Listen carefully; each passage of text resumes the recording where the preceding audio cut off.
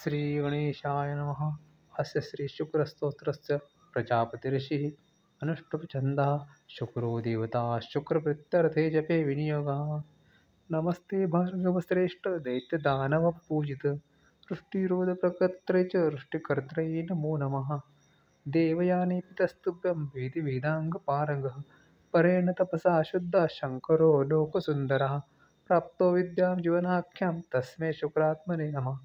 नमस्तस्मै भगवते भृगुपुत्राय वेदसे तारामण्डलमध्यस्थ सभासाभाषिताम्बरः यस्योदये जगत्सर्वं मङ्गलार्हं भवेदिह।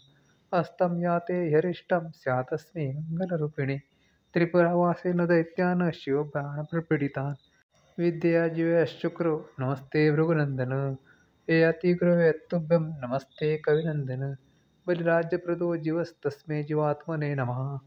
भार्गवाय नमस्तुभ्यं पूर्वगीर्वाणवन्दितः जीवपुत्राय अविद्यं प्रादा तस्मै नमो नमः।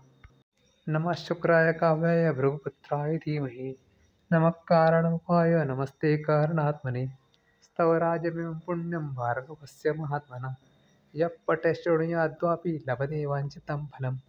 पुत्रकामो लभेत् पुत्रान् स्त्रीकामो लभते श्रियं राज्यकामो लभेत् राज्यं स्त्रीकामाश्रयमुत्तमम्। भृगुवारे प्रयत्नं पठितव्यं समाहिते अन्यवारे तु होरायां पूजयेत् भृगुनन्दनं। रोगार्तो मुच्यते रोगात् भयार्तो मुच्यते भयात् यद्यत् प्रार्थयते जन्तुस्तत्तत् प्राप्नोति सर्वदा। प्रातःकाले प्रकर्तव्या भृगुपूजा प्रयत्नतः सर्वपापनिर्मुक्ता प्राप्नुयात् शिवसन्निधिम् इति श्रीब्रह्मयामले शुक्रस्तवरजा सम्पूर्णः।